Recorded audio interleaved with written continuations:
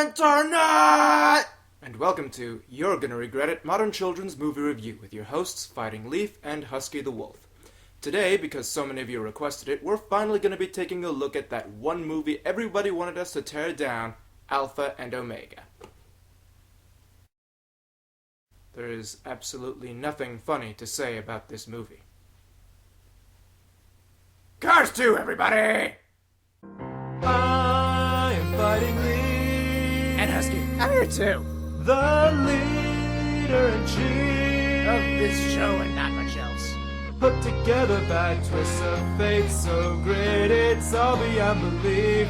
Don't you give me no grief. That loop on K9 his suits made just like who you can deceive. Review kids movies with no beauty, not groovy, while breeding with moody me. That's how it's gotta be. Fighting Leaf and Husky, I'm Husky. Fighting Leaf and Husky, I'm Husky. Fighting Leaf and Husky, yeah, that's me.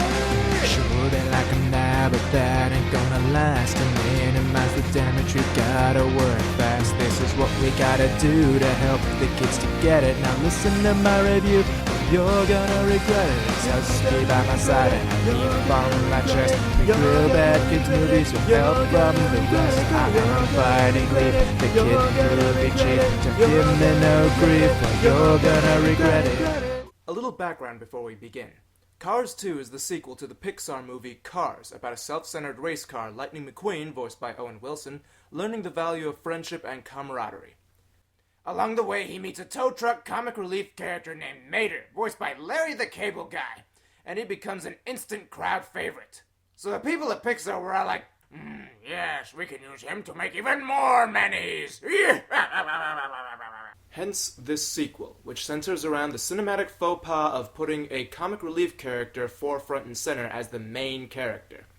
Everyone, I bring you the sequel to a movie about a car's self-discovery and discovery of humility, to a movie about spy cars.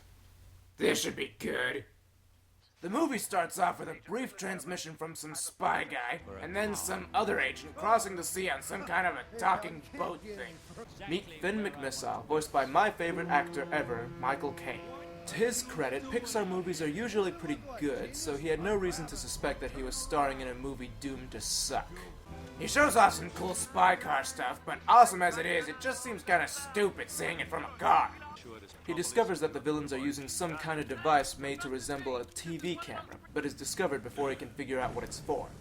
Then our villain, Professor Sundap, voiced by some guy named Kretschmann, gives us a seamless segue. With Finn McMissile gone, who can stop us now? Mater, Tow Mater, that's who is here to help you. Good dialogue. Followed by some important exposition. You never leak oil! Yeah, but I ain't perfect. This will be important soon, so don't forget it. So, is leaking oil like the car equivalent of wetting yourself? Husky. And if so, does that mean cars have other digestive problems? Husky. I mean, do cars get indigestion? Do cars throw up gasoline? Does it come out in big fiery belches capable of leveling cities? Do antacids work on... While Mater starts towing an old lemon back to town, we find out something. Turns out Lightning McQueen, voiced again by Owen Wilson, has returned from his 4th Piston Cup victory, and Mater is excited to see him, much to the dismay of his poor client. Welcome back! Mater, it's so good to see you. You too, buddy.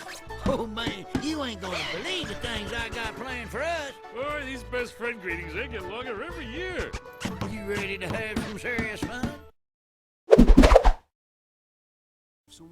We then learn that Doc Hudson from the last movie is dead! What was that? Anyway, we see them having fun for a while when McQueen wants to spend some alone time away with his main squeeze. Don't worry, Mater. He's not breaking up with you. He just needs a little space. This is gonna get very weird very fast, isn't it? Yep. Then Mater gets all sad because his best friend is gonna be taken away from him for one freaking evening. So Mater dresses up like a waiter to stalk McQueen a little longer, then a big race announcement pops up on the big screen.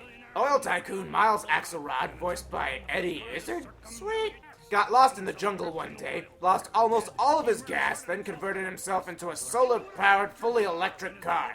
He sold his big oil properties in order to develop a new alternative fuel source called All in All. Get it? It's called All in All. And it's clever because it just is. Leave it alone! In order to promote his new product, Axelrod is promoting a race wherein all of the racers are required to use his new fuel and show off how great it is. I mean, come on, it's a fossil fuel. Fossil, as in dead dinosaurs. And we all know what happened to them. They died. Hence, they are dead. Logic! Oh yeah, and here's this movie's irredeemable, arrogant racing rival, Francesco Bernoulli, an Italian Formula race car, voiced by John Turturro. He's a jerk, and Lightning McQueen puts him in his place. Those are strong words from a car that is so fragile.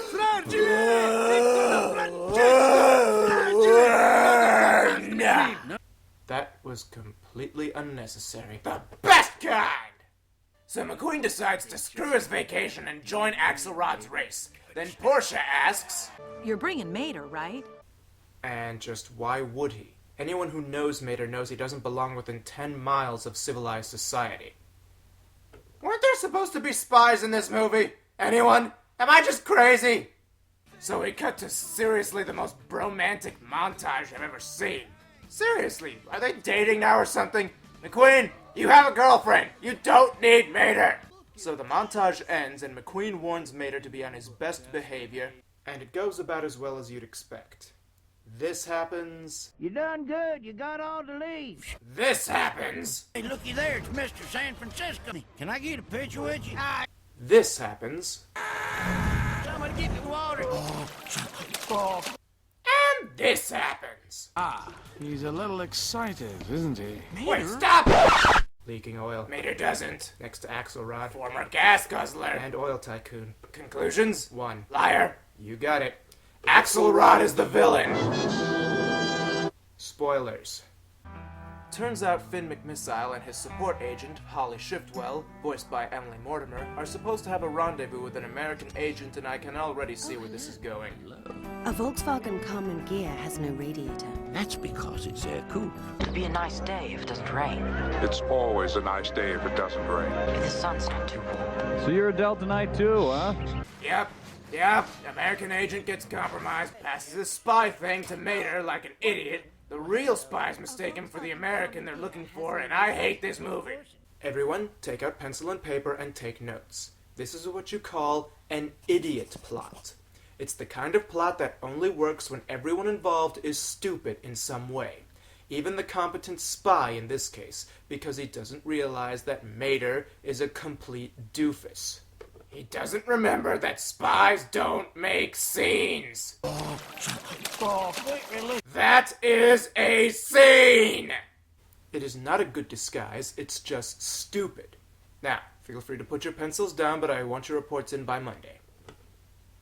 We should find somewhere more private. Oh crap, this is tedious. You know what would have been a better idea for a movie? The spy sees an idiot, knows he's an idiot, but figures out clever ways to make him useful anyway, like that one scene from the Pink Panther movie. But nope! Here's the premise of this movie. Well-trained spies who have no brain cells between them. Hey, lady! See you tomorrow! Good spy.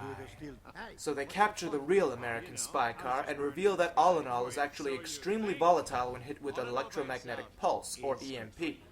EMPs don't usually hurt cars, but apparently they make All in All explode. The spy's twitchy eyes soon give away that Mater is the one that he gave the spy tech-majigger thing to, and then they proceed to blow him the crap up. Dark movie. So the first race of the Grand Prix is about to take place when we see McQueen's first real mistake, giving Mater a headset. Turns out that some of his racers are flaming out because the bad guys are hitting them with the EMP camera thing, and soon spot Mater in the pits. Soon some spy jinx ensues, and shock of all shocks, Mater's spy business coupled with his unrivaled idiocy cause him to say stupid things into the headset, costing McQueen the first race. And look how sad he is.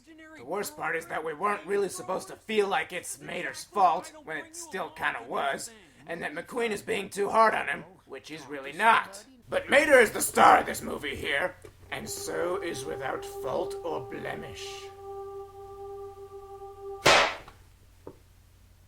Didn't I tell you not to do that again? So Mater uses what brain cells he has and decides to go back home and not be a liability to McQueen anymore, when McMissile intercepts him and another spy chase ensues.